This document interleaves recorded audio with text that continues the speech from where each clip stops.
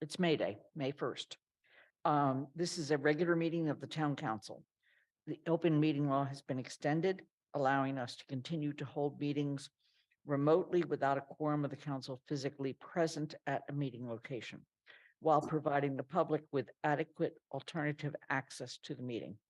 This meeting is accessible in real time via Zoom, by phone, and as a live broadcast on Amherst Media Channel 9. Please note the change in the channel. And also on live stream. I do want to mention that although we do not require counselors to be in the room, we in fact have 8 counselors in the room at this time. Given that we have a quorum of the council present, I'm calling the May 1st, 2023 town council meeting to order at 6:33. I will now go through the roll, and please indicate that you are here and we can hear and we can hear you and you can hear us. Shalini Balmill, I understand, will be absent. Pat DeAngelis, Present. Anna Devlin Gothier, Present. Lynn Griesmer is present, Mandy Jo Hannicky, Present. Anika Lopes. Okay, I'm waiting for her. Michelle Miller. Also waiting for her. Dorothy Pam, Here. Pam Rooney. Here. Kathy Shane, Here. Andy Steinberg, Present. Jennifer Taub, Present. Alicia Walker. Here. Thank you. Michelle Miller, can you hear us? Present, yes. Thank you, Michelle. Okay, and somebody can keep an eye out for Anika. Okay. At this point, I just want to mention we have 7 people on the Zoom audience and others I'm sure are watching. Andy Steinberg, are you going to call the Finance Committee meeting to order? I don't think so. Okay. There's no chat room for this meeting. If you have technical issues, please let Athena and me know. To make a comment and or ask a question, use the raised hand function. If there's technical problems, we'll decide what to do at the time. There's no change in the order of the agenda as posted. With regard to the announcements, we have a special town council meeting with the Community Safety and Social Justice Committee and Human Rights Commission on May 10th at 6:30. And our next regular town council meeting is May 15th. There are various committee meetings coming up. And in addition to the ones that are listed for Finance Committee, those meetings will also be posted as committees of the whole. And there, in addition to the ones listed, there's also one on May 12th at 1 p.m.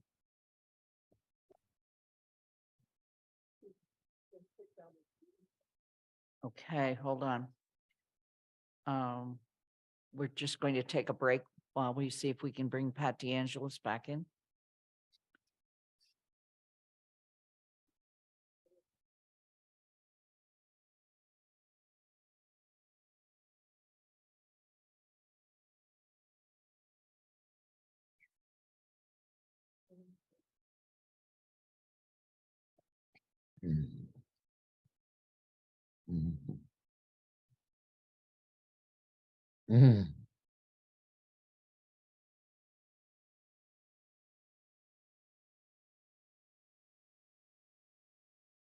We're have technical difficulties for one counselor. So we thank you for your patience.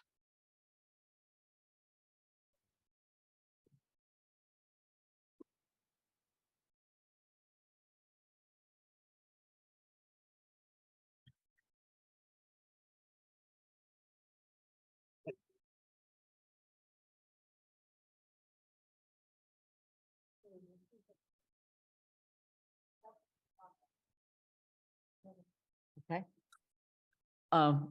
Pat DeAngelis, can you hear us? Yes, I can. Thank you. Also note that Anika Lopes has joined the meeting.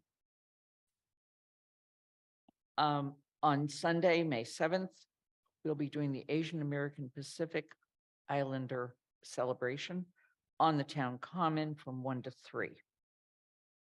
In addition to that, want to move on?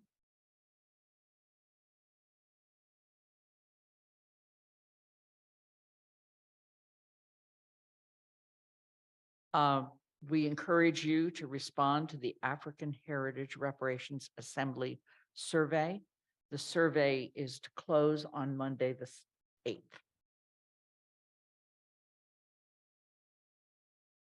Next slide. Okay, let me just mention a few other things before we go on to that, and that is the polls are open tomorrow for voting on the new elementary school. The polls open from 7 a.m. to 8 p.m. If you have not voted by mail or still have a mail-in ballot, you can take it to your polling place and vote in person, or you can drop the ballot off at Town Hall before 8 o'clock tomorrow night. To find your polling place, you go to the Secretary of State's website, Where Do I Vote in Massachusetts? Okay, and finally, we just want to briefly recognize that one of our high school students, Julian Hines, was in fact recognized by the governor as she looked at essays and did an unveiling of her. Talking about the governor. Which is right. The governor cited Julian Hines as a student whose essay she found particularly interesting and touching. So congratulations, Julian. Unfortunately, he was not able to be with us at this time. Knowing Julian, he's very busy all the time. All right, we're going to move on to general public comment. If you would like to make a public comment and you are in the room, please make sure you sign in with the town clerk. If you would like to make a public comment and you are in the audience, please raise your hand.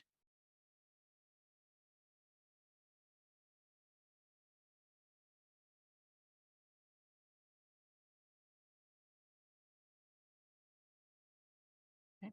If you'd like, we'd like you to come forward to make a public comment. Please introduce yourself and tell us where you live. Public comments are confined to 3 minutes, and we do not discuss public comments with you. Okay, go ahead. Happy May Day Monday. It's good to see you all here in person. Thank you. A little lonely back here by myself in the audience, but happy to join you on this May Day Monday. I'm Andy Anderson, a resident of District 5, and I'm here to summarize the petition that I sent to you all this morning from almost 60 citizens of our town. In short, we can't depend on the state legislature to pass our home rule legislation for ranked choice voting and must try an alternative approach if we wish to see this enhanced voting system in this November's elections. The legislation was introduced more than 2 years ago at the beginning of the last session. It only barely got out of committee at the very end of the formal session last July. It then promptly died because in the informal session, it only takes one vote to block it. The excuses we've heard include fallacies such as the statewide referendum failed, so the people of Amherst shouldn't have it either. Or excuses such as Amherst, Northampton, Belmont, and Concord all have different versions. We can't deal with it, when they've had a standard local option bill offered to them for years. Clearly, depending on them a second time is a questionable expectation, with only 2 months left time to actually get it addressed. We haven't even had a hearing scheduled, let alone have it voted on a committee, passed by the legislature, and signed by the governor. It's time to reconsider the original intention of the Charter Commission. That is that the council directly implement ranked choice voting in Amherst as a bylaw. There's a clear intention of the language in the charter as we detail in our petition. And the Office of the Attorney General then approved the charter before it was approved by the voters. We therefore request that the council contact the Attorney General as soon as possible and ask for a specific opinion on this part of the charter to receive assurance that it would be reasonable to implement ranked choice voting without waiting for the legislature. Thank you. Thank you for joining us. We are going to move on to the consent agenda because I see no other hands. All right. And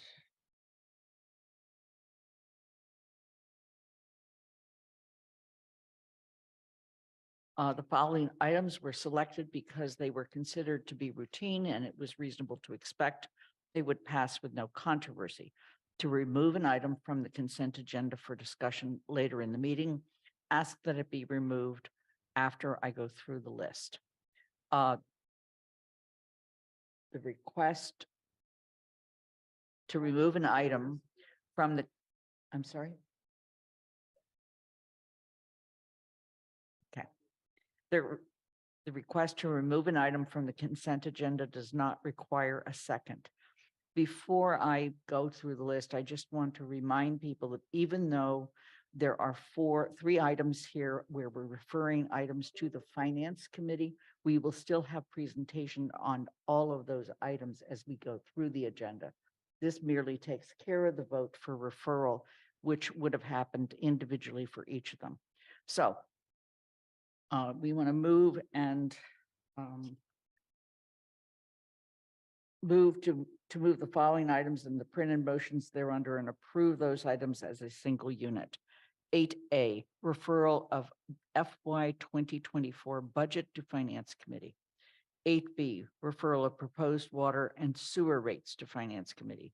8C, referral of council order FY 24-11 and order approving the acceptance of optional tax exemptions for FY 24 to the Finance Committee.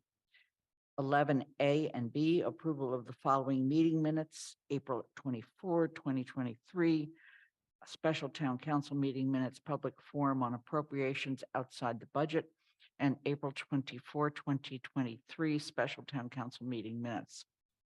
Is there any item anybody wants removed? Seeing no hands, I'm looking for a second. Second. Okay. Then we will move to a vote. And I will start with Shalini Milne, who is absent. Pat DeAngelis, Aye.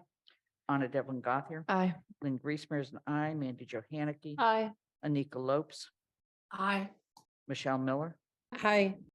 Dorothy Pam, Yes. Pam Rooney, Yes. Kathy Shane, Yes. Andy Steinberg, Aye.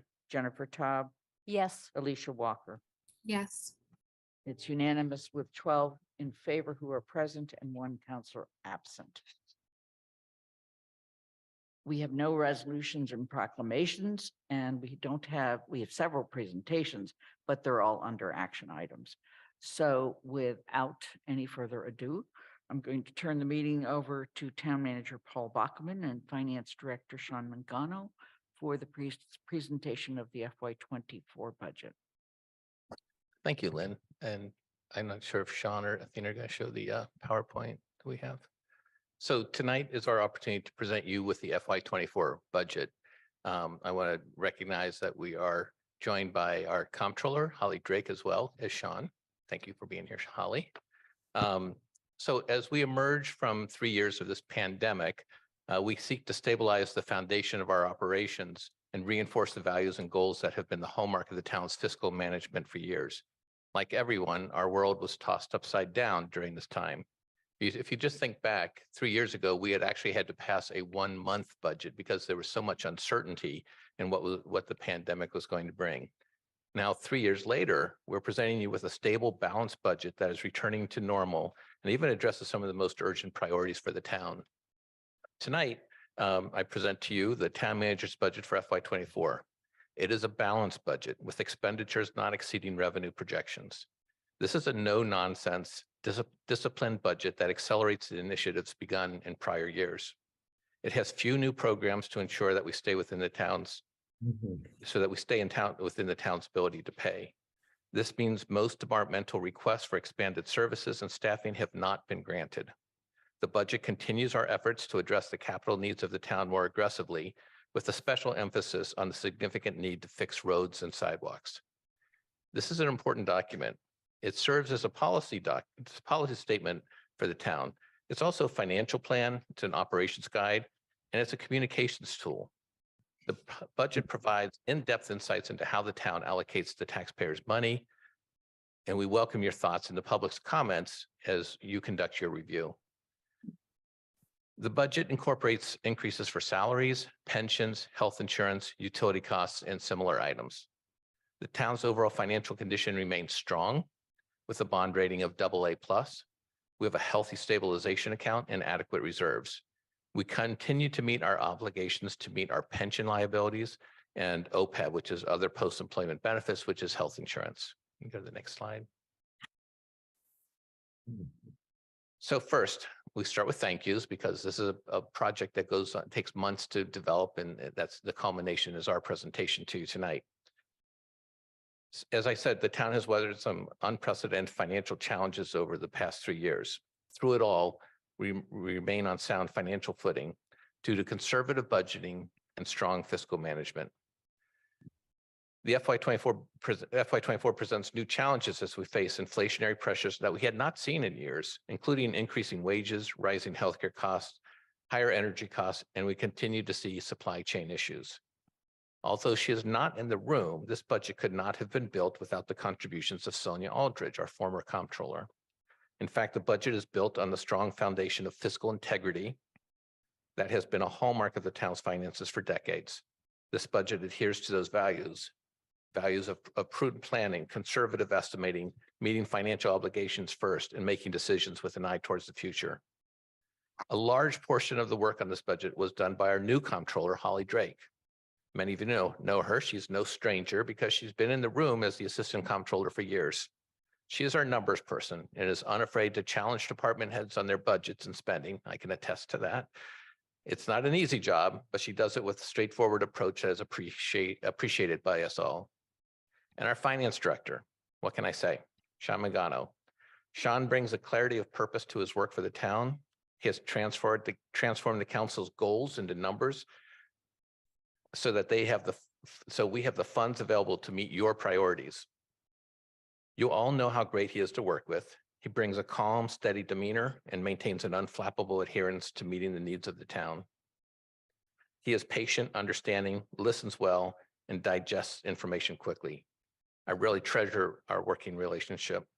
It makes it all seem so easy. That's one thing I don't like about him. And we all know it's not. So thank you, Holly and Sean. Next slide. The development of the budget began with the presentation of the financial indicators in November of 2022. There was a public forum at that time as well. The town council established budget policy guidelines in December, and this budget meets all of those guidelines. The town council adopted performance goals for the town manager in January of this year. They included climate action, community health and safety, economic vitality, housing affordability, major capital building investments, and racial equity and social justice initiatives, along with the normal financial management goals that the council has maintained. This budget is aligned with the goals of the town council, meets the budget policy guidelines, and does so within the limits of the town's resources. We have many needs in town, far more than we could ever fund, and our town departments submitted requests for additional staffing services and initiatives, many of which would provide even better services to our community. However, given our limited resources and mission to address the priorities established by the council, this budget is primarily a maintenance budget to maintain current staffing levels and services. In short, this is a good, smart budget that absorbs the new initiatives the town took on in prior years, ensures that the new departments are fully integrated into the town's overall budget. We're able to maintain services as we have in the past, but must recognize the pressure that inflation and the job market is placing on all of our departments. Next slide. The budget actually includes 5 major components, as you all know. There's the town municipal budget, which is mainly what we're going to talk about tonight.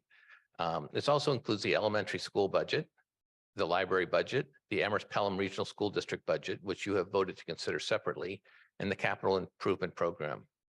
I also note that to ensure you have a full view of the town's finances, we reference the Community Preservation Act budget, the CPA budget, and the Community Development Block Grant CDBG budget.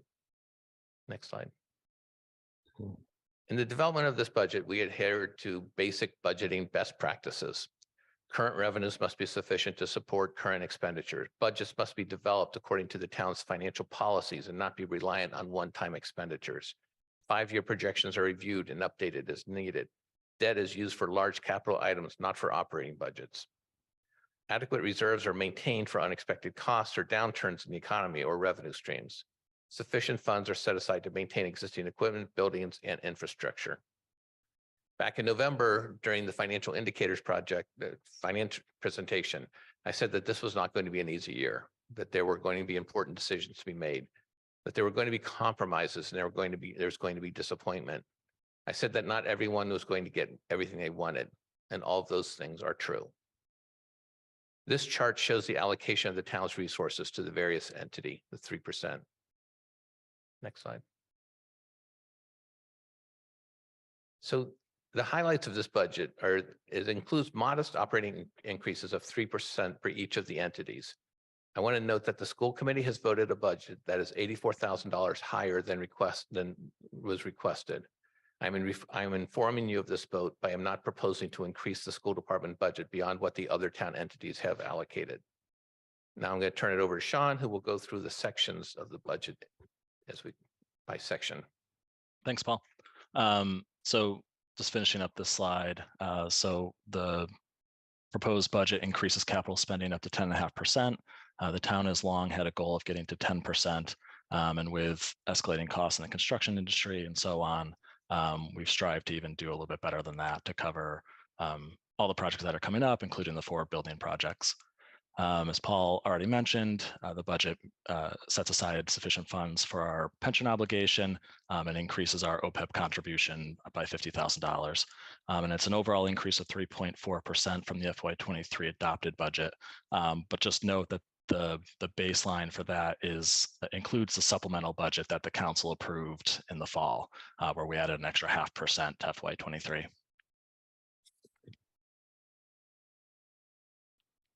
So we've organized some of the highlights along the lines of your goals. One, infrastructure. So as Paul already mentioned, roads have been identified as one of the highest priorities in the town. This proposal sets aside about $2.5 million for roads and sidewalks, including Chapter 90 funds. When we look back, we can't see a single year investment that was as large. So we believe this is the largest one-year investment in roads and sidewalks. And this is following several years of elevated appropriations for roads and sidewalks, in addition to a couple of supplemental appropriations for roads and sidewalks. So when we look back at the last 5 years, including what we're proposing here, it's about $10 million or so that would be put towards this high priority. Next is $40,000 has been added to the capital improvement program for tree planting. Removal and care is mentioned, but this 40,000 specifically for planting. This came from some feedback that we received from the community, as well as the Joint Capital Planning Committee, and also from our tree and grounds department. There's some different diseases and pests that are going to force the town to take down some trees in the future. And the borrowing that happened many years ago that provided some funding for tree planting has since been fully utilized. And so these funds being added to the capital improvement program will allow us to plant trees on an annual basis to replace anything that has to be taken down. And then lastly, there's been $230,000 that was submitted as a capital project from the Public Works Department for field maintenance equipment.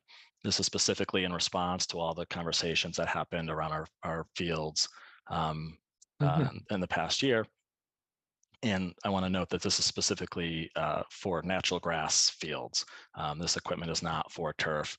This is to take better care and better maintenance of the fields at the high school and the middle school, but can also be used for other recreational fields like Fort River and Plum Brook and Kiwanis. Moving on to climate action, the capital improvement program includes $775,000 to purchase and or lease 2 new electric school buses, including charging infrastructure. And we anticipate $200,000 of that to be offset with reimbursement from the Diesel Emissions Reduction Act grant that the school district received.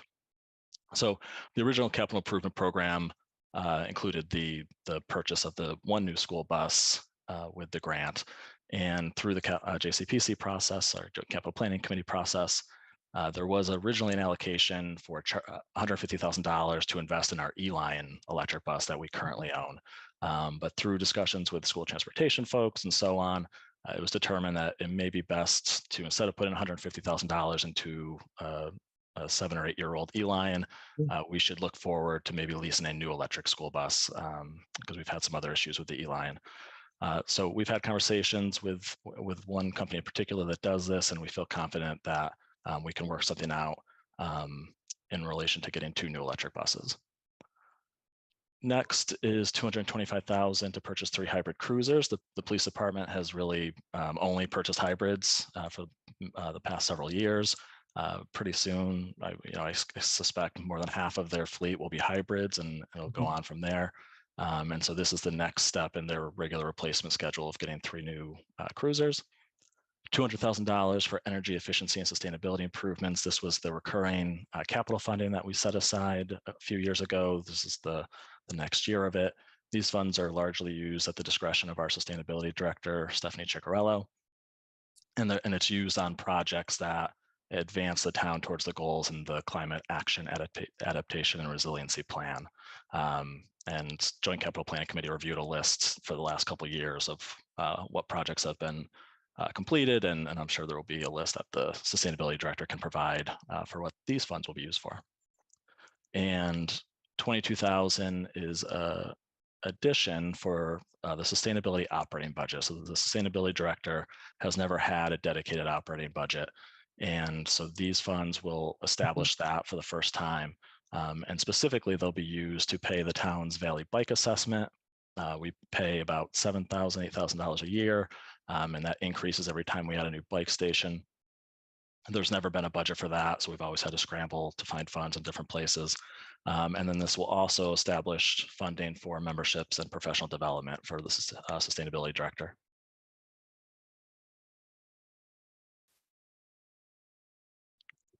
Community health and safety. This budget proposal maintains funding for the 10-person Crest department. And in addition, it includes $20,000 for overtime and for communication expenses related to their radio system and other technology. It includes $725,000 borrowing authorization to replace fire department pumper truck.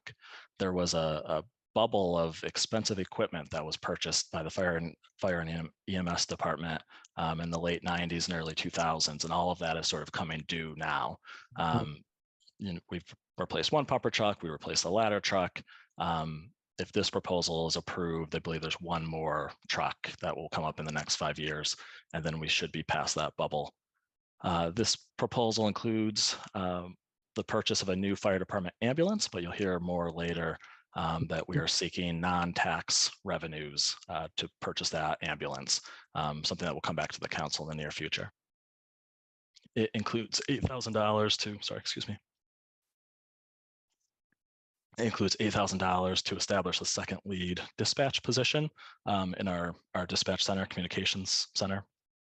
So we have a department head in charge of the communications center, and there's one lead dispatch position, but it doesn't provide 24/7 supervisory coverage with just 2 supervisor positions.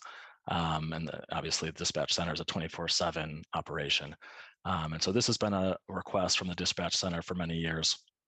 And by creating the second lead dispatch position, it will help ensure that we have 24/7 supervisory coverage. It's not a brand new position. It's essentially promoting an existing position or elevating an existing position to take on a little bit more responsibility and the compensation that goes along with that. And then $25,000 for the public health department to provide administrative support and for the town's mosquito control district assessment. A couple of years ago, the town had a couple choices in relation to mosquito control. We could either have statewide spraying or join a mosquito control district, and the council voted to join the mosquito control district. And this will finally have the funds to pay the assessment. In regards to the administrative support for the health department, prior health director reduced their FTE, and by reducing that FTE, they freed up some funding to pay for administrative support. Given COVID and everything that's changed in the world of public health, that's no longer an option.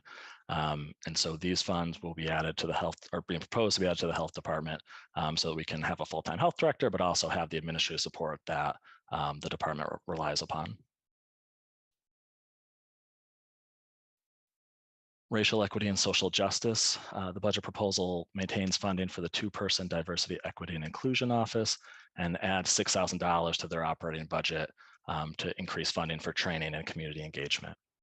And there's a $5,000 being added to the budget to pilot a child care reimbursement program for elected officials. This is based on some of the conversations that have happened around counselor compensation and the proposal that came to the Finance Committee. This is one thing that we can propose now that we can pilot and evaluate the results of. And so if approved, we'll send out more details on this. Housing affordability. So this was already approved by the council. So this is a done deal. But the Community Preservation Act awards for FY24 included a lot of money for community housing, and specifically for two projects, the Ball Lane project and the Belchertown East Street School project, that will create dozens of new affordable units.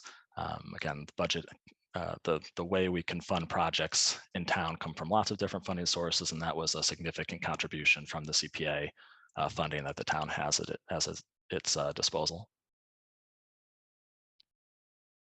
And then wrapping up highlights, so enterprise funds. So you'll see across all the enterprise funds when we get to the Finance Committee and we do the deep dives of each of the four, that all of them are dealing with the inflation that Paul mentioned earlier.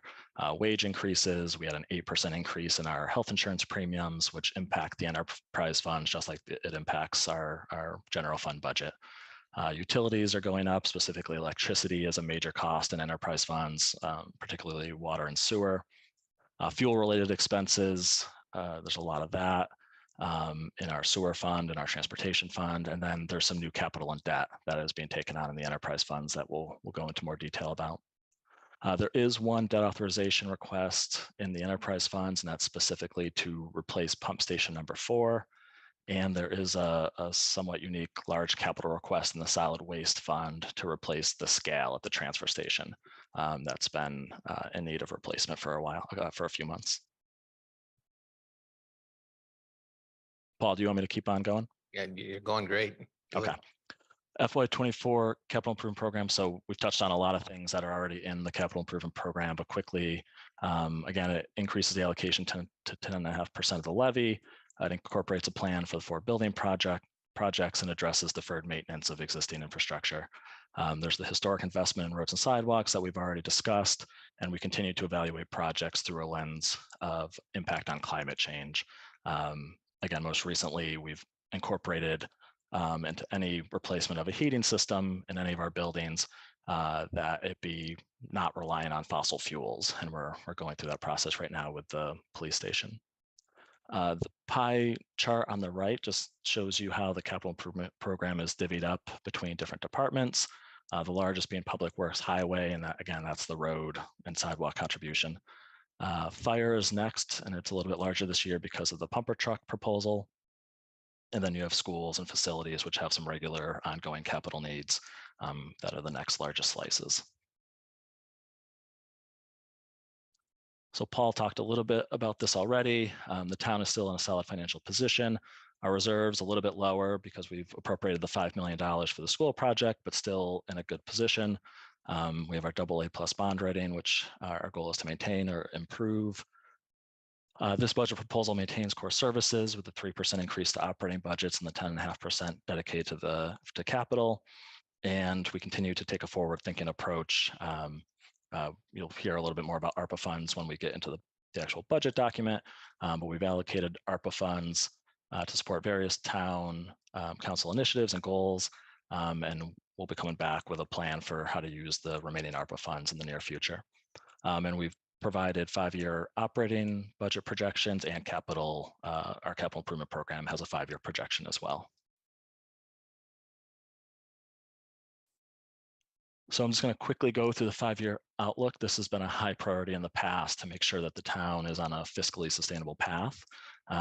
Things have improved a little bit this year, and so the quick ending is that we're in a fine position. We're not in a great position, but we're definitely not in a bad position. So this is the revenue side of it. And what you'll see is the different 4 categories of our revenues: property tax, local receipts, state aid, and other financing sources. And I recognize that this is probably too small to see a lot of the detail, but some of the things that have changed since last year, I'll just highlight those, is that Our property taxes have come in better than what we projected last year, and that's particularly related to our FY23 new growth.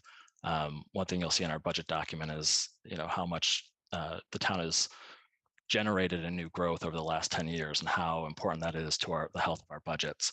And so in FY23, you may be able to see that we brought in $948,000 of new growth, which beat our benchmark of $650,000. And so when we beat a budget number, that has a ripple effect in the out years as it increases our property tax base. So property taxes are looking a little better than they did last year because of that new growth. The other big factor that changed in the 5-year outlook on the revenue side is state aid. So when we did the last 5-year outlook, it was based on the governor's budget proposal. Again, this would have been last May, but you may remember that the final budget that was adopted actually doubled the governor's proposal for unrestricted general government aid. And so when that gets folded in this year, it improved our state aid numbers quite a bit on the revenue side. So revenues are looking a little bit better compared to the last time we did this 5-year outlook. And again, when we get into the finance committee, we'll dive into the assumptions around the out years and what's driving those projections. On the expense side, the operating budget expenses are a little bit higher from last year, again, because we did the supplemental budget in the fall. So when we did this 5-year outlook, it would have been before the supplemental budget. So it's that 0.5% increase things a little bit. And then again, we're proposing a 3% increase for FY24. The capital hasn't changed too much. We were assuming 10.5%, and that's stayed pretty consistent. In the pension section, that's an area that's actually improved. The expenses have gone a little bit lower. And that's because as we near the sort of the tail end of our pension funding schedule, which it's hard to believe. I think many people thought we would never get there, but we're in the final third of our pension funding schedule. The annual increase is starting to get a little bit lower, which is a good thing. You can see if you look at the assessment retirement system under the miscellaneous section, still pretty large increases in those out years, but lower than they would have otherwise been if we had kept the same rate of increase that we've seen the past few years. So that rate of increase slowing down a little bit is helping our 5-year projection quite a bit. So bottom line, you can see we have a little bit of a shortfall when you go out to FY28, but over 5 years and given the conservative nature of the projections, again, this is in pretty fine shape overall. One thing, if you can see these numbers, that will come up later for a different agenda item, but it might be a helpful connection, is this reserve for abatements and exemptions line. Later in the meeting, you're going to hear a quick presentation on the optional tax exemption proposal. And this line right here is where the funding comes to provide those optional tax exemptions. And you want me to bring it home, Paul? Sure, I've got some comments. We'll go say what you want. Okay. So looking forward, again, there's a couple different items that we're working to secure non-tax funding to help advance some town goals. So one is the 4 EMS and fire positions that were added through ARPA. That's sort of the big challenge that we've had on the town side, is how to incorporate those into the operating budget. While we think we have an avenue that will be coming back to the council shortly, where we'll be able to incorporate those 4 positions into the operating budget, and it will be from an outside source. And in addition to that would include a purchase of a new ambulance for FY24 as well. And then from a similar source, also working to get $100,000 annually dedicated to promoting safe and healthy housing and the different initiatives that go along with that. Third, we're reviewing our options to allocate the remaining ARPA funds, as I mentioned previously, looking at the capital needs that are coming in the future. We've heard about the Crocker Farm roof that might need replacement, the middle school roof. There's a lot of large capital projects, and looking at our ARPA funds and how we can help relieve some pressure on the capital and operating budgets by using our ARPA funds in a strategic way. Fourth, so while the town-wide view of the 5-year outlook looks pretty good, we know that individually within certain operating budgets, there can still be major challenges. And we've heard from the schools specifically that they have some fiscal challenges that they are dealing with that aren't going away in the next couple of years. So the town manager is going to be forming a working group that's going to specifically focus on the school's long-term financial sustainability and look at things like the funding levels and do those need to change in the coming years, cost-saving measures that might help find greater efficiencies at the schools, and then facility planning and anything else that might be related to the fiscal challenges the schools are dealing with, with a goal of making recommendations back to the town manager by the end of the calendar year. And then the fifth and final bullet here is there will be an economic development task force created in partnership with our institutional partners. We've had a really good run of economic development in town, as I mentioned, with the new growth. That's contributed a ton to our tax base that has allowed our budget to be where it is today. And we can't assume that economic growth will continue forever on its own. And so this task force will look at ways to continuing that into the future. Paul, do you want to mention anything else? Yeah, I just want to mention on new growth, just so people understand what new growth is, we throw that term around. When you add a deck to your house, that can be assessed, that can raise the value of your home. But also when you see these new buildings going up, especially the big apartment buildings, they all can be taxed for the town, and that adds to our tax base. That's what's called new growth, and it widens the pool of funds that we have available to us to pay all the commitments that we've taken on. I also mentioned, Sean talked about the pension board. The good news for us is that Sean is now on the pension board, the Hampshire County Retirement System. So he'll keep a close eye on that. So congratulations to Sean for taking on that role. And, you know, we also want to mention that, you know, this is, we'll have a better sense of what our to-do list is after tomorrow's vote. You know, depending on which way that goes, we will generate, we'll dedicate our services and our work in a certain direction. So if it passes, it's one path. If it doesn't pass, it's another path. You know, all these documents are available on the website, everything that we've talked about tonight, and they'll be posted on the bulletin board, but also on the FY24 budget page. It's actually called Upcoming Budgets if you want to look for it online. So that concludes our presentation. So just as a bringing this around, what happens now is this has been voted to be referred to the Finance Committee. The Finance Committee will be meeting starting this Friday. We will meet on Fridays from 1 till about 4, and we'll meet on Tuesdays starting at 5:30 till about 7:30, maybe a little later. Those meetings will all be public. They will be posted as committee of the whole meetings so that any counselor can fully participate in the discussion. And they will all have public comment as well. That really goes on for almost the entire month of May, because our job is to recommend back to the council that a budget that we've approved. Now, there's certain restrictions about what we can and can't do as we go into that budget discussion, and we'll be reviewing those as we go forward. I said all of that because the council will have enormous opportunity to weigh in and ask lots and lots of questions. But if there are some questions this evening or comments, I'd like to ask people to raise their hand now. Pat DeAngelis. One quick question. Well, I have two questions, but one quick one is the budget books. I'm used to getting it in advance. I'm wondering if we're going to be getting them. So we have not produced budget books, but if the council would like them, we can send this document. This is one document on a PDF. We can send them out to be printed.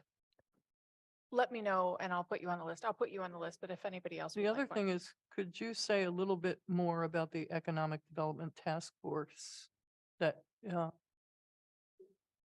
I'd love some information about? Yeah, so we have talked with our institutional partners about making a commitment to talking more specifically about what this looks like for the town. we haven't framed the whole mission. It's really not about filling storefronts downtown. I think that job is being done pretty successfully. It's about leveraging economic opportunities at the university for the most part. That's what we really want to focus on. Thank you. Mandy Jo? I'll have plenty of questions at the other meetings, but I'm going to focus on that looking forward slide today. Particularly the long-term school financial sustainability. We have a region and a local, which complicates things. Will the members of the task force include the other 3 towns regionally? Because without their cooperation and input and everything, we Mhm. the talks would be less fruitful. Yeah, I think the goal of this group, and Sean can address this as well, is to get a set of numbers that we can all agree on and sort of identify what the challenges are, so we can present them to the decision makers as we start to go through this. Sean, has served both as finance director for the town and for the school, so he knows this world well. Sean? Yeah, I think right now it's the goal is to get staff in key positions to take a deep dive into this. It may include working with the town administrators in those towns. We haven't reached out to them yet, but at the regional level, especially if the conversation goes to funding for the region, we would bring in the town administrators from those communities. Kathy? Just a couple comments. I looked forward to FY 25, 26, where, as always, you nicely balance them. But one of the ways that happens is the operating budgets are just going up by 2.5%. So when we're talking about the schools and what we know is coming, I think that task force is really vital. And I'm just hoping outside of the budget discussion that we're about to have, we are having a strategy on how to get the state's participation up on roads, on schools, in key areas, because one of the reasons we're in the crunch we're in is the decline, the failure of the state money to keep up with inflation, but an absolute decline as a share of the total budgets on all of them. Just so people know, on roads, that state allocation, I think 2003 is what we heard, or it hasn't gone up adult. 2012, thanks, Pam. It just has been flat, so it doesn't buy even a mile of roads anymore, buys less. So just those comments that I would like, to be thinking of that when we're doing the budget. And then the last comment is, Paul, you very quietly said we're making a big allocation to roads, which I think is important. We've been hearing a lot about it, but this actually, I think, understates it. States it right with the FY 24, but we put an extra $1 million in this year from free cash. And I think we should make more of that so the public understands that we really are doing a push forward on roads. It's just the cost of doing even a mile of roads has also gone up. So trying to think of these interactively. So those are my main comments as we look at pieces. Then the last, I think everyone on the council knows this, but it's very helpful if you see parts of this budget that you have questions to formulate those questions, get them to Andy so that we can get them out to the department before they come. They come prepared then to talk, they can look downwards. I mean, you can get them afterwards too, but it's really useful. And I'm going to have to miss a couple meetings. So now that I have this document, I will be getting those in early. But I just think it's very helpful, whichever piece of the budget it is. If I can just mention something, Lynn. Please. On the roads, just so people know, this is putting money in the pipeline. It takes a while to get the roads, get this money out the door, get the engineering done, get the bidding done, and get contractors in. So it's not like it's magically having money available, but it's important that this happen now, so we continue to push money into that pipeline. Lynn, can I also follow up quickly? Please. Kathy, your point about state advocacy is good. Good timing. Right now, the state is trying to determine how to allocate the funding from the fair share amendment. And we've seen a couple proposals that don't do a whole lot or really anything for Amherst. They're not final proposals, but I know that's one of the high priorities we have for our local legislators is how do we review that and see if there's opportunities for Amherst to get something from either the transportation side of the funding or the education side of the funding, which right now doesn't look to, it's not in the current proposal. Thank you. Are there any other counselors that have comments or questions? Pam Rooney. I had a question about the budget going up by 3%, and I think it would be helpful for people to understand, including myself, how can it go up 3% if our cap is 2.5% tax levy? Yeah, so the tax levy, the entire tax levy can go up 2.5% per year. But we have other non-property tax revenue sources that we collect that can go up more than that. So we have state aid, and in particular this year, the number that's coming in with a large increase is our local receipts, which has 11.5% increase. And the reason that has such a large increase is because we're still getting our budgets back to pre-pandemic levels, which this FY24 proposal almost gets us there. So that's how we get to greater than 2.5%. Okay. Anything else, ma'am? Dorothy.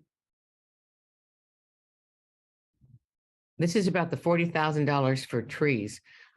It was, I think, said in words that it was a dedicated line for tree planting. So I think that we had 20,000 that was trees, repairs and whatever, and then 20,000 was added to it. But it's still not labeled tree planting. It's labeled tree planting, removal, care, whatever. Is that how it really is, or, just a little more clarification on that? Yeah, so there was originally a $20,000 line item for tree removal. And through the joint capital planning process, and again, hearing feedback from others, that line was increased to 60,000, and it was expanded to include tree planting, and the $40,000 increase was specifically related to the tree planting. Just to note that I had a pretty long conversation with the tree warden this morning, and there's some pretty challenging times coming ahead. I think Sean referenced them, and we will be needing to do a lot of tree plantings and a lot of tree removals due to some invasive species who have come into are attacking our trees. So it's going to be a pretty important couple years as we try to maintain our tree canopy in the town. And so, but we need to make sure the tree warden has the flexibility to use these funds the way he feels that they are best used. It might be that it's not about planting trees, it might be about treating trees so that they survive. So I think that making sure that he has that ability to use the funds as he sees fit is really important. But just a quick follow-up, is it 40,000 or is it 60,000? Sean just said 60,000, but in your summary, it says 40. It's 60,000 total, but the addition to the capital plan was $40,000. It went from 20 to 60. Okay. All right. Thank you. So it tripled. Yeah. Jennifer. Thank you. This might be for another conversation, not the budget, but with the tree planting budget, if trees are removed, do they, is there any kind of policy that they get replanted, at least in the general area where they were removed from? So if a tree is removed by the town, it depends on, it's up to the tree warden to determine if that's a good location. Oftentimes that same location is not available because there are tree roots in a stump there. But they do try to make sure there are trees available. And he's also trying to take, when he plants trees, he's pretty thoughtful about where he places them, because having them between the sidewalk and the road sometimes is not a good location because you tear up, you shade the road and also you tear up the sidewalk. He's been looking to get permission from property owners to put them on the tree, on their edge of their property, so we can maintain the tree canopy along roads. But there's not a direct one-for-one, system there. The other thing that he often will do is once he plants a tree in front of someone's house, that you really need to maintain the trees weekly. for the trees to survive. That if you miss a period of time or if there's a drought, it creates irreparable harm to the trees. So a lot of times we recruit the abutting property owners to go out and water them on a weekly basis to make sure that those trees survive. They're big investments that we make into these trees. Are there other comments or questions?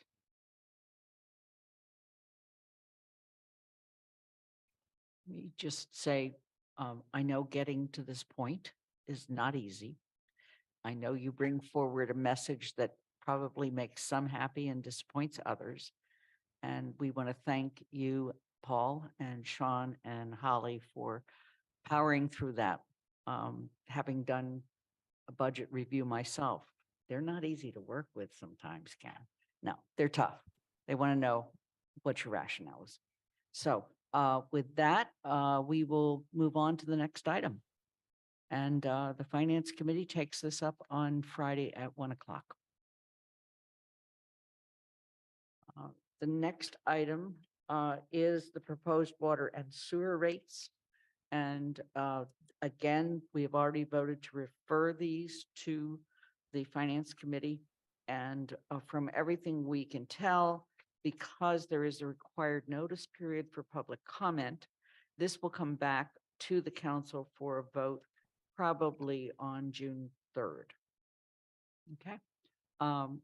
Sean, are you doing water and sewer rates?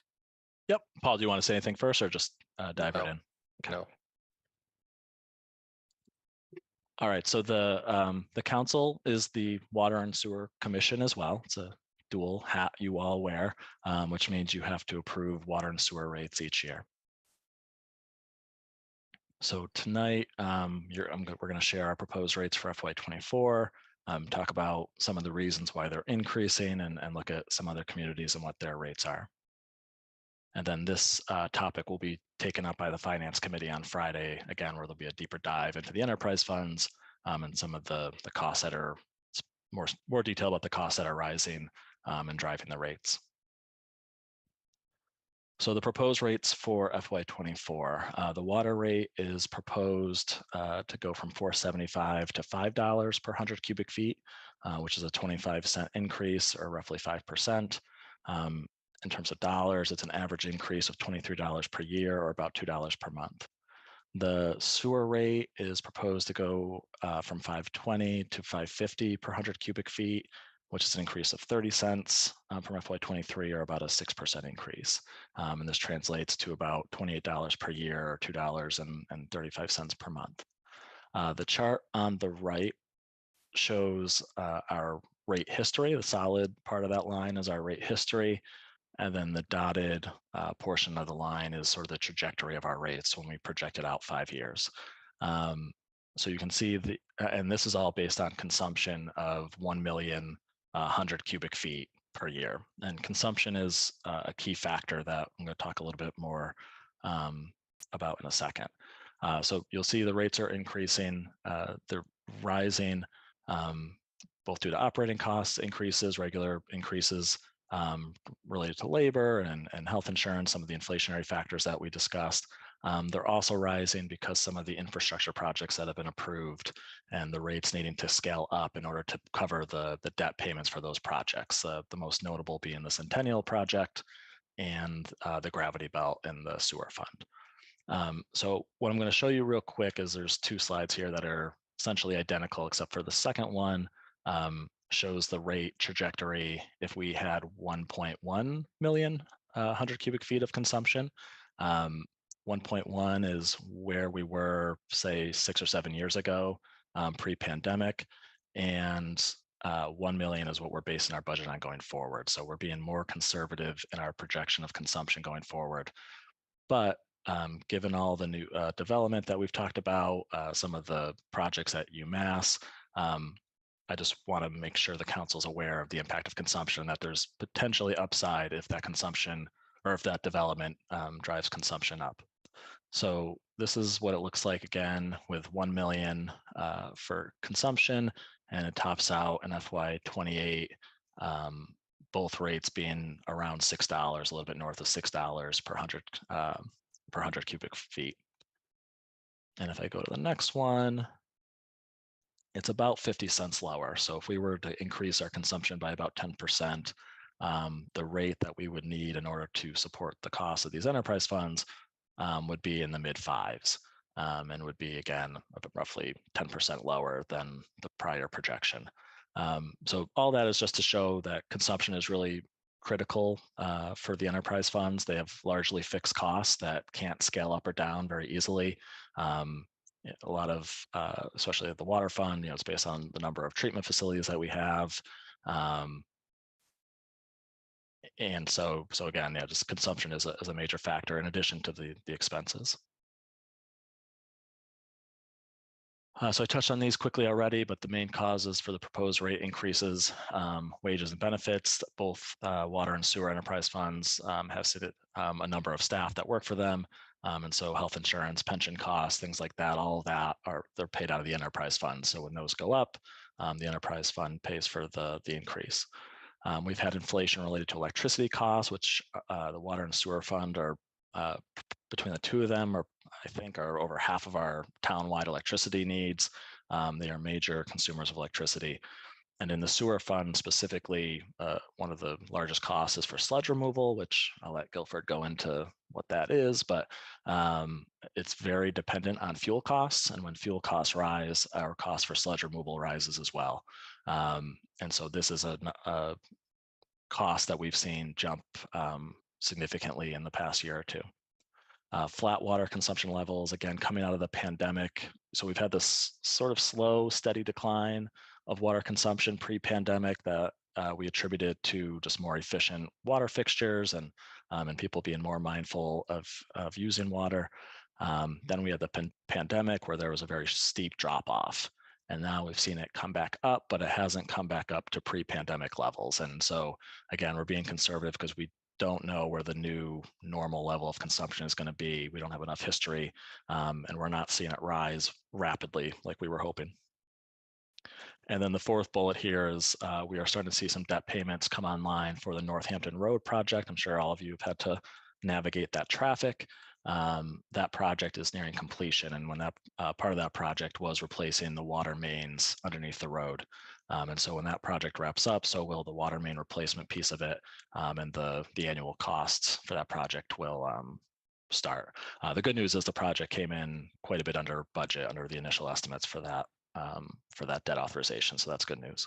And then also for the sewer infrastructure projects, the Gravity Belt debt payments will start soon. We're still looking for ways to help mitigate the impact of these infrastructure projects on ratepayers. We talked about the Centennial Project and how we were able to get in the Clean Water Trust and get a grant and financing for that. That was huge at keeping costs down, especially given how much the cost of that project overall rose from the initial estimates till the final construction costs, because we were able to get into that program. The benefits of that program essentially offset all the cost increases that we saw, which the project nearly doubled. So we'll be looking for additional grants that can help offset some of these sewer projects. And in addition, we've talked about this for a while, the reuse water program in the sewer fund. We're going to be in FY24 starting to formulate what a fee-based program could look like, and that could generate some additional revenues in the sewer fund for potentially as early as FY25. Here's the community comparison. It's in your memo. Again, sorry, I apologize if it's a little small, but what you'll see here in the first lightly shaded yellow row is Amherst's current rates, both under Amherst average consumption, which is 9,200 cubic feet, and state average, which is 100 cubic feet. So we've given you sort of two looks at this. The second shaded yellow row is the average bill or the billing under the proposed rates that you just looked at. The shaded green are the other communities that currently have FY24 rates. Otherwise, the white rows are based on FY23 rates, except for the state average, which is based on FY18 because they haven't updated the report that gives us a good statewide average. And special thanks to Amy Rusecki, who helps put this all together, because every community does water billing a little bit differently, so it's not a super straightforward comparison. But I think, I don't know if everyone's seen it, but there's been a lot of articles in the news lately about rising water and sewer costs in neighboring communities for a variety of different reasons, and we're no different. We're seeing it here as well. And I'll stop there. Happy to take any questions. And again, Friday, we'll do a deep dive into the enterprise funds to talk about rates. Okay. Are there questions? Mindy Jo? Just one, and it's more of a housekeeping question than anything, which is, we just passed our water and sewer regulations which each have an Appendix A that lists the rates. But the financial order in our packet does not indicate any amendment of that appendix. So don't we need to have that on the financial order? And then what else do we need to do about amending those appendices to match whatever rates we vote? That's a good question. I'm going to I take a think closer Athena's look at going to that. answer this one. I was thinking, good. So I did just speak with Paul and Sean and Lynn and Please Andy speak about- to the mic. I just spoke with Paul or emailed Paul, Lynn and Andy about this and Sean right before the meeting, saying that we need to make sure that we follow the instructions that are in the bylaw about posting notice of the special comment period and so on. So I think when they come back to the council, it will be a vote to adopt the council order and amend the regulations. I do have one question, but I'm afraid it might be a Guilford or Amy question, and that is, do these rates reflect the two different bylaws we had to pass about a year ago that the state was requiring? I can't even come up with the names, but IDD, whatever the wastewater Wastewater management. management plans. I'm assuming that they're in there, but we'll check with Guilford and Yep. Amy when Yep. we have the meeting. Mhm. Okay. Thank you. Are there any other questions with regard to water and sewer? Again, I want to make sure that the public is aware that we will be posting a public comment period on water and sewer rates. We do not hold a hearing or a public forum on them, but we would love to get your comments at any point in time. And again, we've already voted to refer this. So we'll go on to our final action item, and that is the proposed council order FY 24-11, an order approving the acceptance of optional tax exemptions for FY 2024. Again, we've already voted referral to the Finance Committee, and it will probably come back to us probably in on the beginning of June. But Sean, do you want to go ahead? Yeah, I feel bad that we didn't take longer on the previous topics because I feel like you're going to get out earlier than what any of you are used to. So this last Don't say that. sorry, yeah, I We should have have. plenty to read. Do not jinx it. So this last one is really sort of a housekeeping. I'll share it quickly. It's really sort of a housekeeping motion that we have to do each year. So the town for quite some time now has authorized an increase of up to 100% for some of its exemptions.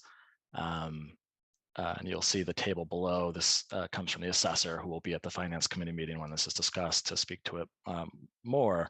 But essentially, we double the maximum exemption level for these different eligibility reasons.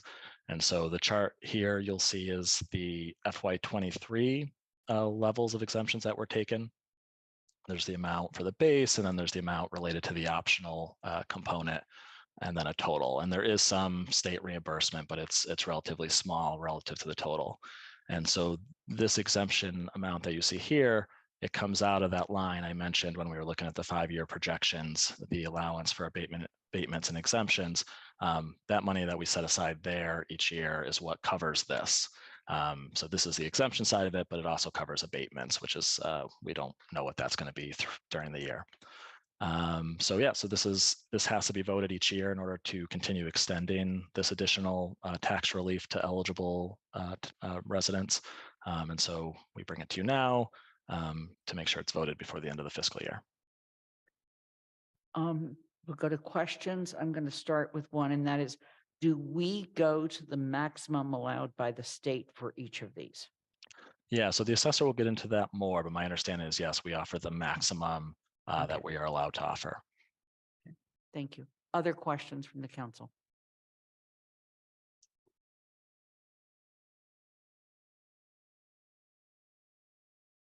Pam? Can someone tell me what surviving spouse of whom? Is it a special category of survivalship? Yeah, so each of these clauses has certain eligibility criteria, and there's a form that goes into exactly how you qualify and what makes you eligible. We can send that already posted on our town website. I don't want to misclassify it. The assessor will know exactly what it is, but we'll send you the form and the specific description so you can get the legal definition for how you would qualify. Are there any other questions?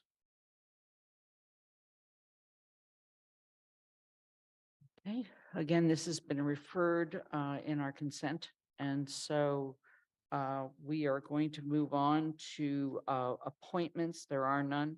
Committee reports. We just had these a week ago, but perhaps there's additional updates. Mandy Jo, CRC. There's one update and one other hint, which is we're still working on making our recommendations and working through the process for ZBA and planning board appointments. Please put the word out for applicants to apply on the community action form. Everything was sent to you a while ago, and I think just recently again on the links to the bulletin board notices. The new item is at the last meeting, the committee approved the report on the rental survey engagement that we did on Engage Amherst and all of the responses to that. I want to thank Shalini and Elena Tomescu for working so hard on that report. It is on the webpage, our committee's webpage, the CRC webpage right now. And it will also be in our next meeting packet for the council. Athena says it's already in the packet if she's already put the packet up. It is a very long report because the appendices are multiple hundreds of pages long, which is why it's not been just emailed out to people. It went up on the web pages. So I just wanted to let people know that that's out there now. And it looks like Jennifer's got a question or someone's got a question. Jennifer? Yes, I just want to ask for the ZBA and the planning board community activity forms or the applications. Is there a due date? People have asked me. So technically, the final date people could fill them out and be considered part of the applicant pool is the date that the statements of interest are published 7 days in advance of an interview date. So in essence, not until we've set an interview date and then go forward. If there are CAFs that come in between the time we set the interview date and start accepting statements of interests, one of the things Pam and I immediately do is get that information out to them and say, you need to submit this now. But even when we determine a sufficiency of an applicant pool, that does not close the applicant pool. Thank you. Are there other questions? All right, Kathy, Elementary School Building Committee. Paul made an earlier statement that a lot of things depend on the outcome of tomorrow. So I would say the Elementary School Building Committee is one of them.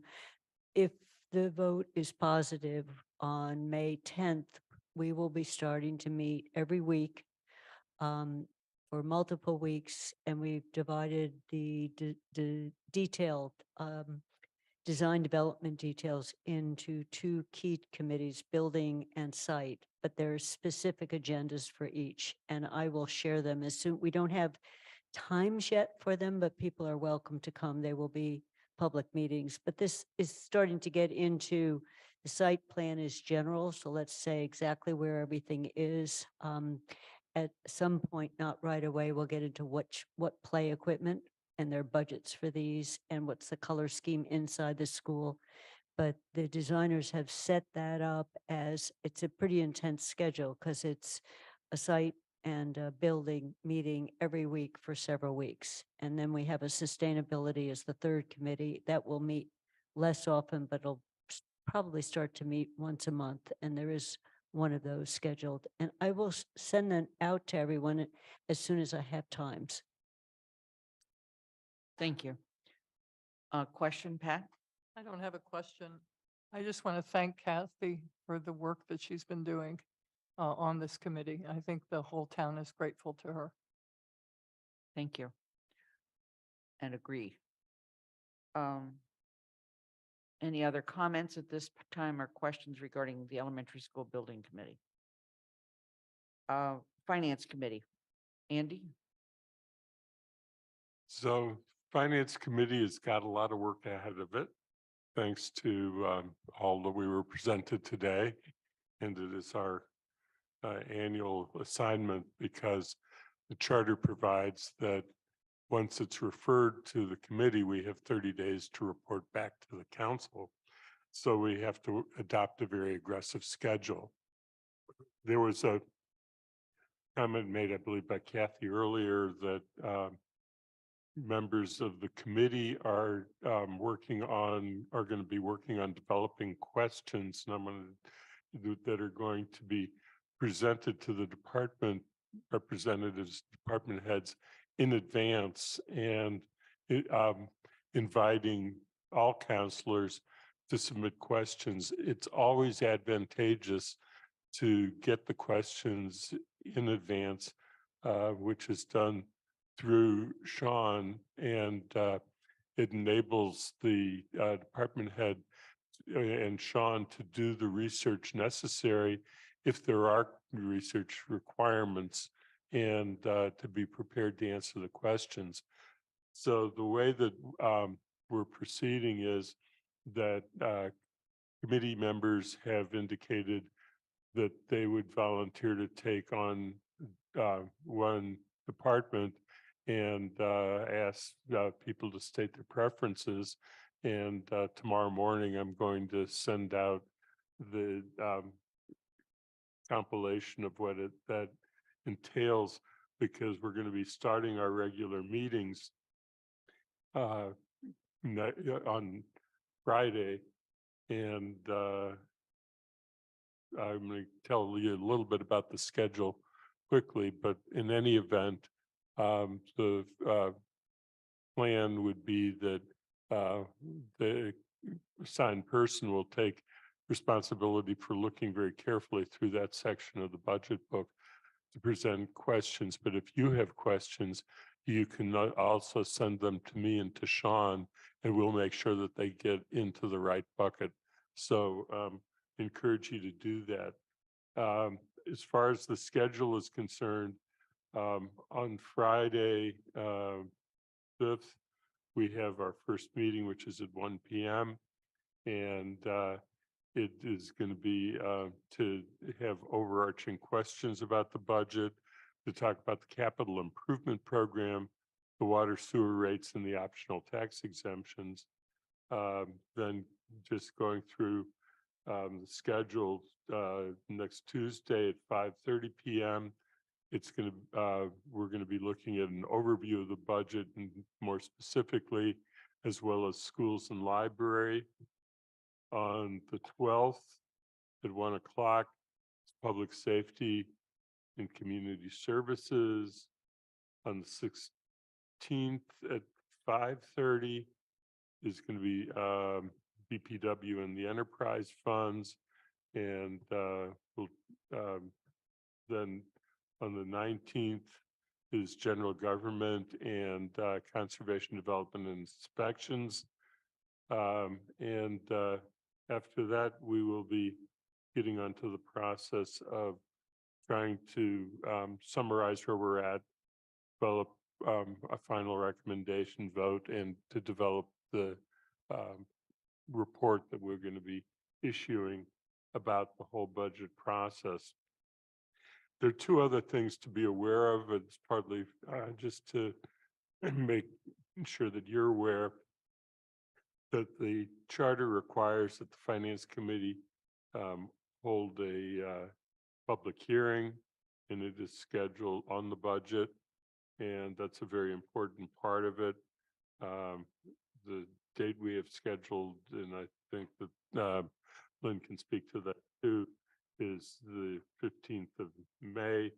And there's also a requirement that there be a public forum, that the council convene a public forum regarding the capital improvement plan, and that's scheduled for June 5th. And I think that covers it as far as what the process is.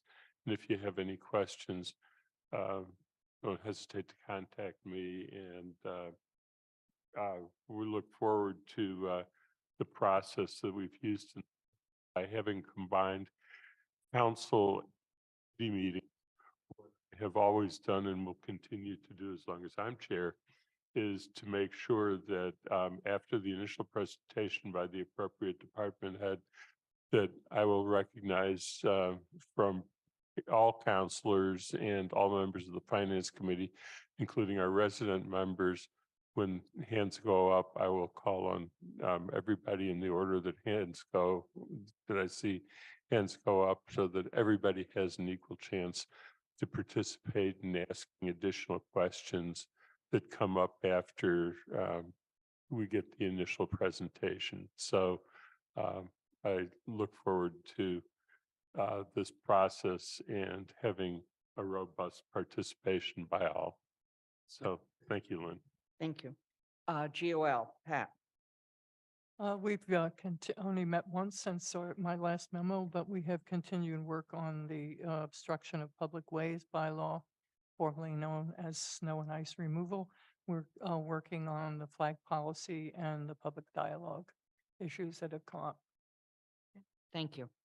Nika, Jones Library. So the Jones Library Building Committee has not met and will not meet again until June. But the Jones Library Capital Campaign will have a press event with Congressman McGovern, and that is Wednesday, May 3rd at noon. And this will be in front of the Jones Library. Rain location is the Woodbury Room. Okay. Anika, Town Services and Outreach Committee. We have not met since our last meeting. Our next meeting is this Thursday, May 4 at 7 p.m. Okay, thank you. Are there any liaison reports? Pat. Yes, I'm reporting on the Recreation Commission. I've learned a lot about pickleball and that there is a definite culture clash between pickleball players and tennis players. There's a temporary pickleball court being set up at Mill River. It is taking one of the two tennis courts there and putting in yellow lines to demarcate the court size. Pickleball courts are smaller. The net is lower. There's also, because it's not a permanent installation, there'll be a portable net that can be brought out so that the pickleball players can get there. There seems to be some concern about fairness to both pickleball players and tennis players, because right now it's first come, first serve. And pickleball players can bring all their own equipment, including nets. So it'll be interesting.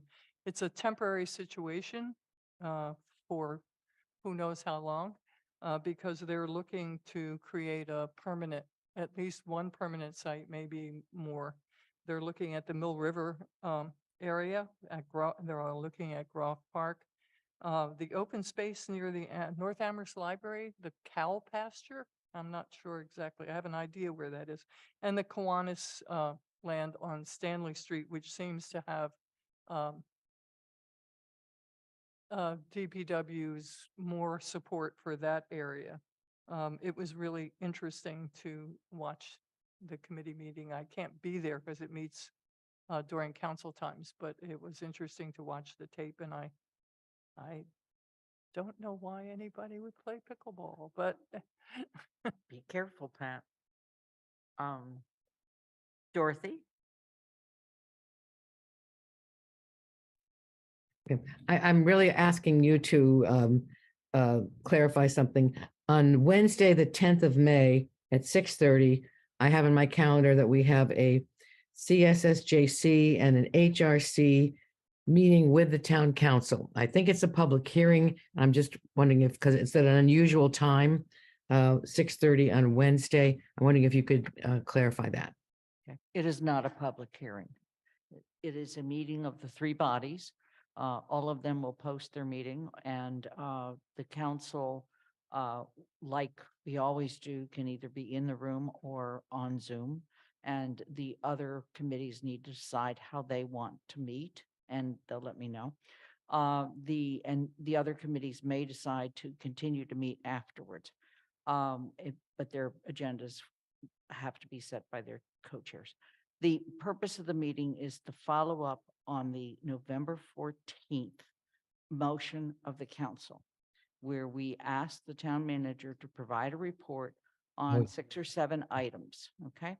That report was provided in March, and at this point, CSSJC and HRC are in the process. My understanding is they're in the process of drafting their thoughts about that report. And so the meeting itself will include an opportunity for brief presentations about what the written reports say, but there's no sense reading them, and then a joint discussion among all three bodies. Does that help? That's very helpful. Thank you very much. Certainly. Important. Michelle? Just to follow up on that, so we as a council will not have had the opportunity to discuss Paul and the DEI's report prior to having that joint meeting? Yes, that is correct. Okay, We may choose to have additional discussions afterwards, but the purpose of the meeting is as defined in the motion of November 14th. okay. And there's not a way for us to have a discussion prior to that meeting at this point? It's either this meeting or there's no other meetings of the council scheduled prior to then. Okay, I just want to just note a bit of concern about that. I wish that we would have had the opportunity as a council to discuss the report first. But it is what it is now. But if there's any suggestions in terms of how we might prepare for that meeting, so that it's productive, and I'm sure that you're doing those things, that would be great. Thank you. Are there any other committee reports? We approved the minutes in the consent agenda. Paul, you've provided a written report. Are there highlights you'd like to make? There are. So first, I want to recognize Jennifer Moyston, who received an award at the State House 2 weeks ago. I think some of the counselors had attended, so thank you for those who went.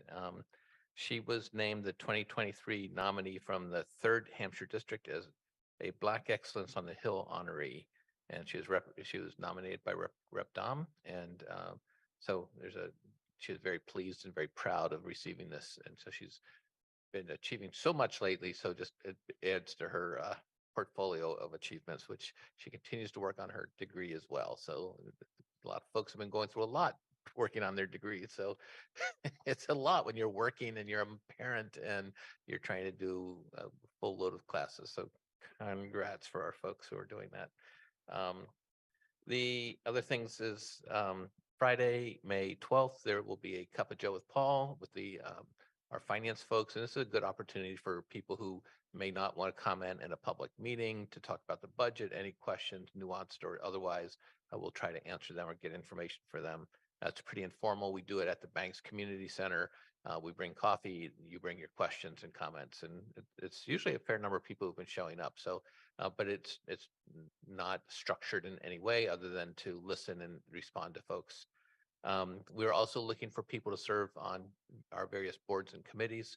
We have a lot of vacancies, as we always do at this time of year. You'll be getting memos on appointments, but also you'll be getting the reappointment memo in the near future. All those will be referred to the TSO committee for its review as well.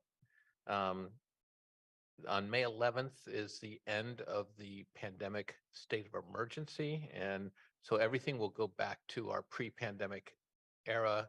So for instance, these signs on the door about limited capacity, those will come down. Any other functions that are part of our normal operations that refer to the pandemic will be removed. There's still COVID-19 out there. People are still contracting it. The health department will continue to offer testing and vaccines, but the sort of formal end is really recognized as May 11th. Along those lines, you will also, not along those lines, but independent of that, the front steps of Town Hall are going to be repaired. I've seen people fall down. We've had several people trip on those stairs. It's an odd configuration of stairs, and they're wet all the time. So these will be taken away. We don't know what's underneath them actually, what's holding them back, quite honestly, but we have a contractor in who will take them all apart and then reassemble them with a good base. This will take some time. We're hoping that this work will get started in mid-May. In the meantime, the entrance on Main Street, which is a ADA accessible entrance, is available to everybody. So everybody will have to go in and out that entrance. We have graduations coming up at the end of the month. Hampshire's is on May 20th, and UMass and Amherst College is on the same weekend, May 26th to 28th, which is also Memorial Day weekend. So that'll be a very busy weekend. We're trying to make sure that the construction on Route 9 is not happening during that construction period.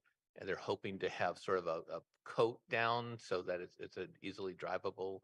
They're making pretty good progress already. The rain has held them up a little bit, but that's the goal. Let's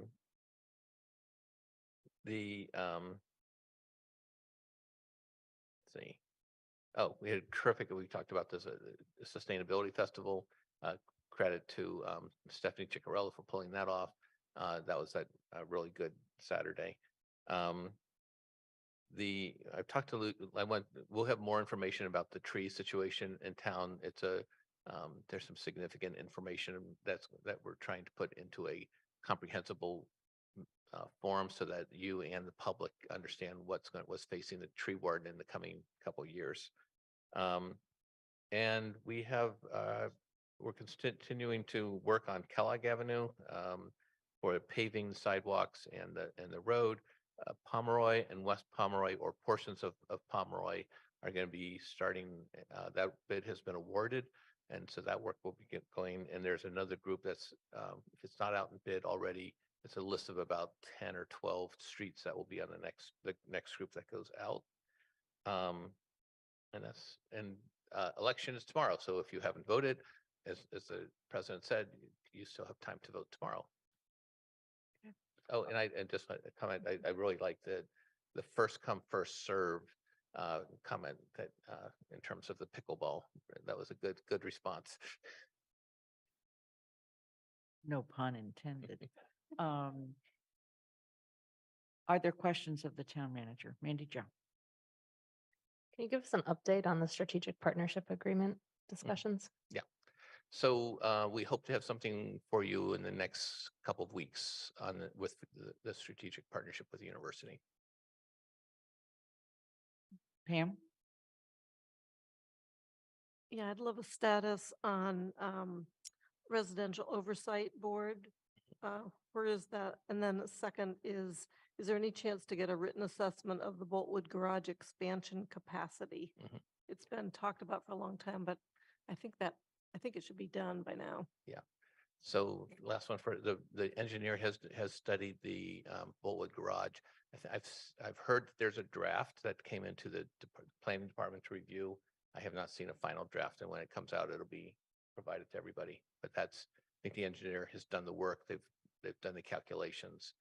There's some extenuating circumstances in terms of what has come onto the garage and the adjacent properties since the garage was built, but they'll have all the calculations and the availability for you on that. And resident oversight board, The DEI, they are putting out, it might have gone out today, the RFP for a consultant to help them with the resident oversight board. This is a really important board for the town. It will take some time to put it together. I really trust that our DEI director is doing this very thoughtfully. She really is eager to have consultant support, and I provided the funds for that through ARPA, so we can do this right. This will be the first resident oversight board that's being put into place since the uh, emergence of the post commission. So most of them exist before post. This one will be after post. And just, there will also be collective bargaining issues that we've been notified of by the police union that we will have to engage with as well. Okay, Andy? Yeah, is there any report on the bike share program? Do we have any indication as to whether we're going to be able to come to a new agreement that will let us have a program this year? Is there any questions that are answerable now about either the number of bicycles in the program compared to prior years and cost either to individual subscribers or to the town? Yeah, so as you know, Bewegan, which is the company that ran the bike share program, has declared bankruptcy. They say they can't provide the service anymore, although they have the technology. I think the communities own the bikes, but we don't have anybody to run it, operate it, move them around, maintain them. The city of Northampton is the lead community on this. They have engaged legal counsel to help guide their conversations with Bewegan. We are looking at sort of how do we salvage this year? That's our main goal. And then the secondary goal is there a future for shared bike service beyond this year? But our first goal is to maintain this year. There isn't a plan in place right now to be able to do that. So that's as much as I know at this moment in time. Andy, did you have anything else? Jennifer? Thanks. Yes, I'm not looking to put something else on your plate, but I just wanted to ask about the buried line coverage and if that yeah. was moving along. Yeah. I can follow up on that. Thank you. I'm sorry, I didn't hear the question. I was asking about the buried line coverage. That's since we are putting off for a couple of years looking at the sewer lines and water line. Thanks. Yeah. Thank you. Dorothy?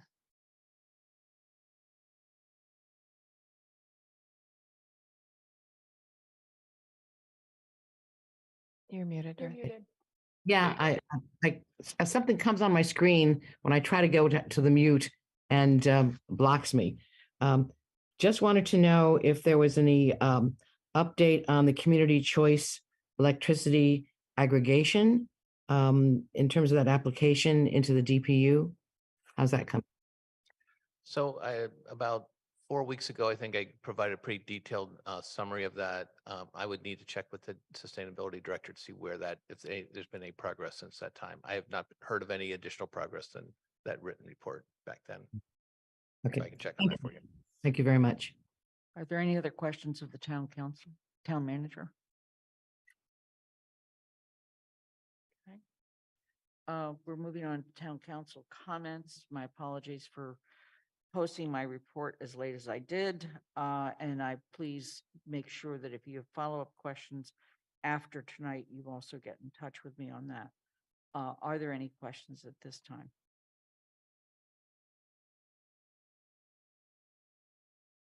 And with regard to future agenda items, Andy, I just want to make sure that, I'm sorry, Michelle.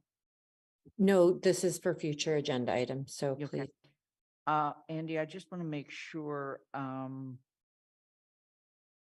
we're in agreement that the public forum on the capital improvement program and the public hearing on the FY24 budget are both for May 15th.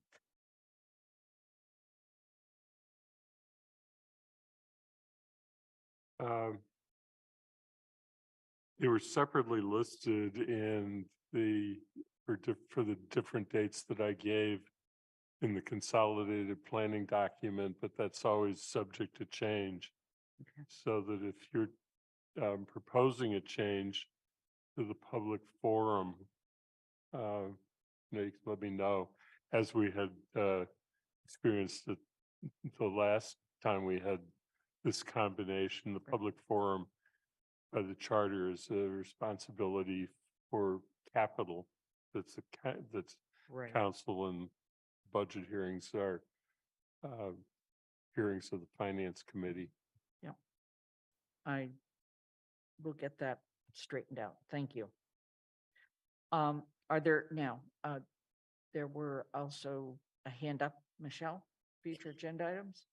Yeah, I wanted to follow up on Mr. Anderson's letter and public comment tonight about the ranked choice voting. And I saw your response, Lynn, but just wondering if there is a need for a future agenda item to talk about the possibility of a bylaw, or at least to help counselors who were not part of last council to understand better what the legal possibilities are for ranked choice voting. Let me put that in as a future agenda item. We need to do some additional research before we have that discussion. Perfect. Okay, thank you. Are there any other future agenda items or councilor comments?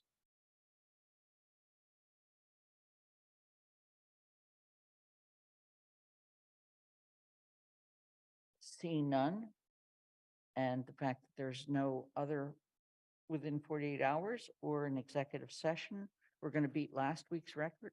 We're going to adjourn at 8:13 p.m. Thank you.